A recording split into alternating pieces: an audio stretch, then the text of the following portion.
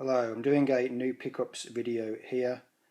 I hadn't actually bought anything for about 4 or 5 months maybe, but the last month or so, five weeks perhaps, I've bought about 20 different items, so I thought I'd talk about them here. It's a mix of DVDs and Blu-rays, mainly DVDs but the odd Blu-ray scattered in.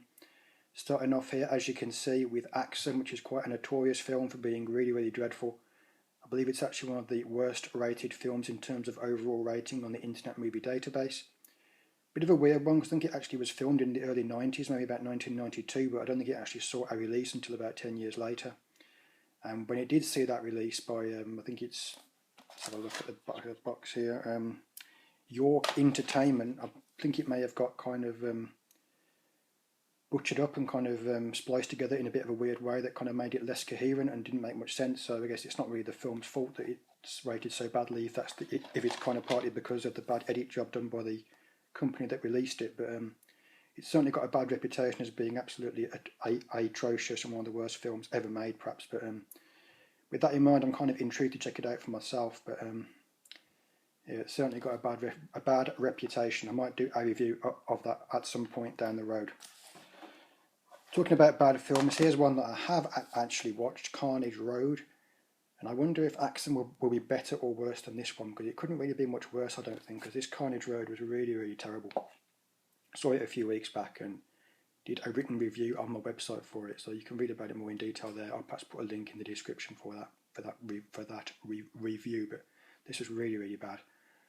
Not quite bottom of the barrel, because I have seen a handful that were actually worse than this, but it was certainly close to being one of the worst. Very little going on in terms of redeeming features. Really bad. Wouldn't recommend it. Steer well clear. I'm going to bring these next two in together. Cold Prey and Cold Prey Resurrection. Only saw these for the first time about a week or so back, so that could be a surprise to some, as it is obviously quite a well-known franchise, probably widely viewed by most slasher fans, but I'd only seen them just recently, last week or two. And I was impressed with them. I can see why they're so highly regarded. I did like both of them. I'd say they're kind of on par with each other, really. It's hard to say which I prefer. Maybe the second one just a little bit more, because it did have kind of better pacing, perhaps, and kind of more going on from the start. Whereas the first one was a bit more kind of a slow burn setup. But I like both. Bit of a higher body count in the second one, which perhaps gives it the slight edge. But I can see why they're both highly rated. So a couple of good pickups there, which leads me on to my next one, which is not quite as good of a pickup, Cold Prey 3. I tried to buy the third one to complete the trilogy, but unbeknownst to me at the time, it doesn't actually have a proper version released with English language options, so subtitles. So unfortunately I didn't know that at the time and bought this French version, because it does actually have Anglais written on the back in the language section, which should mean English.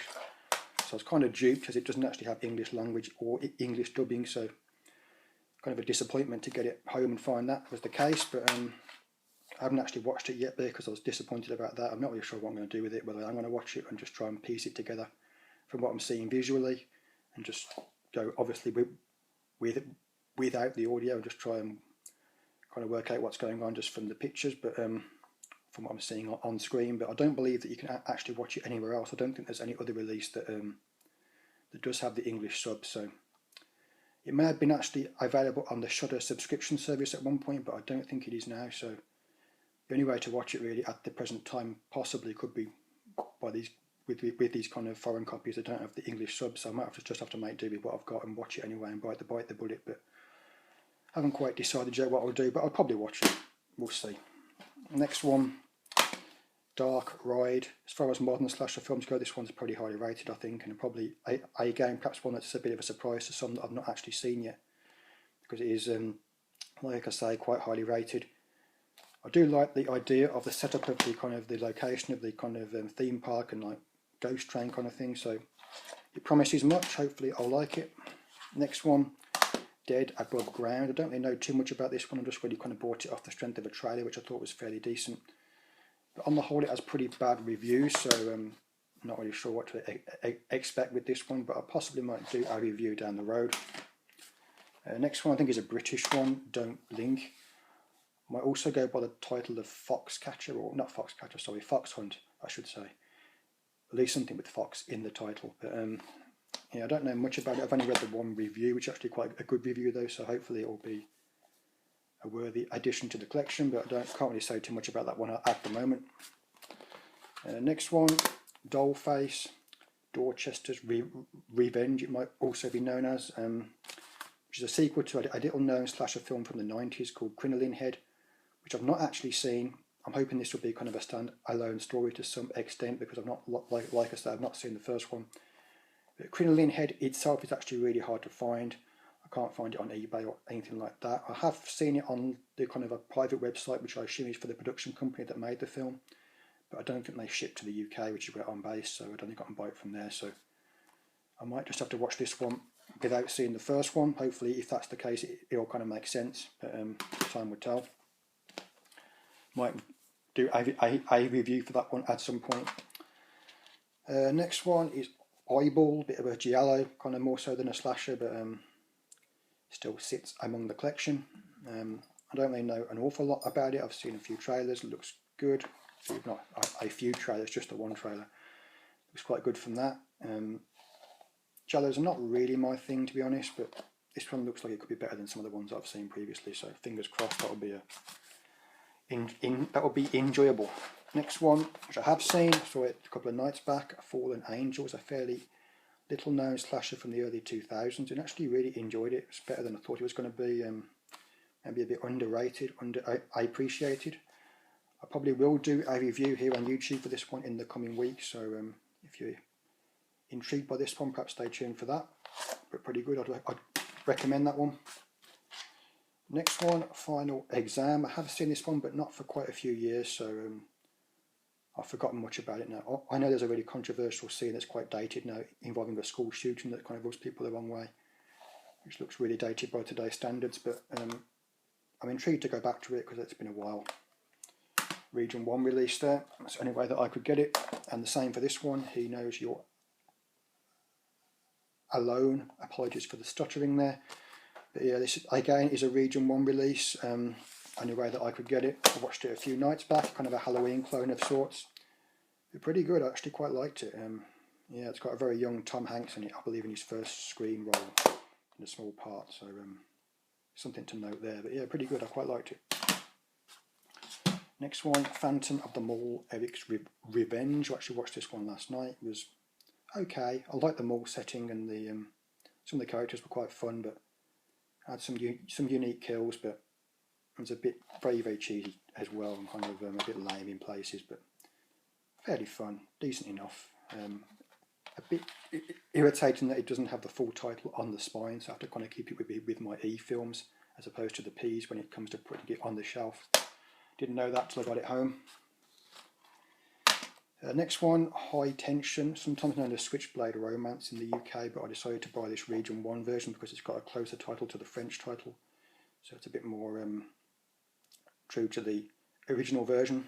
But I've not actually seen this yet. I know it's kind of a big one that I've not seen, so perhaps comes as a surprise once again, but I've so far managed to avoid spoilers for this. I know it's supposed to have a really kind of dramatic twist ending, which I don't know anything about really, and I'd like to keep it that way until I watch it, but it's supposed to be really highly rated, so hopefully it's going to be a good time.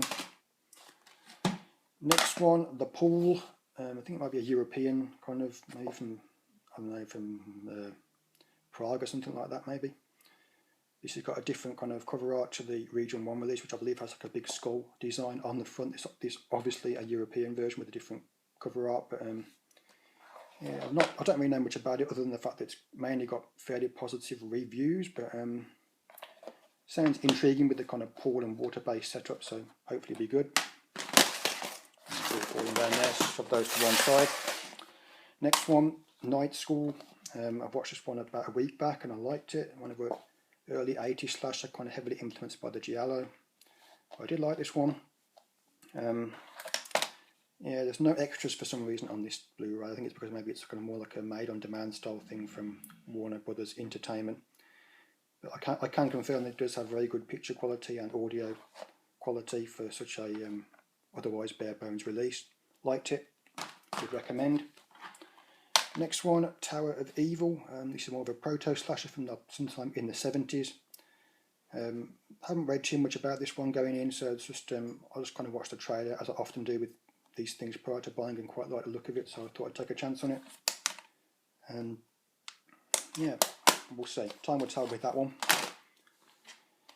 Next one, Varsity Blood. I just like the look of the killer with this one, kind of like a school mascot thing, kind of similar to perhaps Girls' Night Out, but this time with like an Indian chief, a native American chief I should say.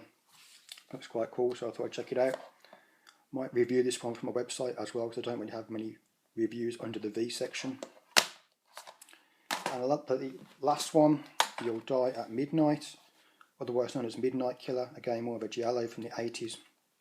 I have seen this one, watched it about a week or so back. It was decent, okay. I'm not that big into giallos, they're not really my favourite kind of subgenre of horror, but it was decent, it was okay, certainly not bad.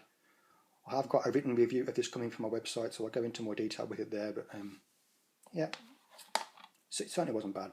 This is incidentally a made-on-demand copy, so no extras or anything like that. But the picture quality was fairly reasonable from what I can think back to. I don't remember it being bad, so could be a good one to pick up for your collection if you're interested in this film.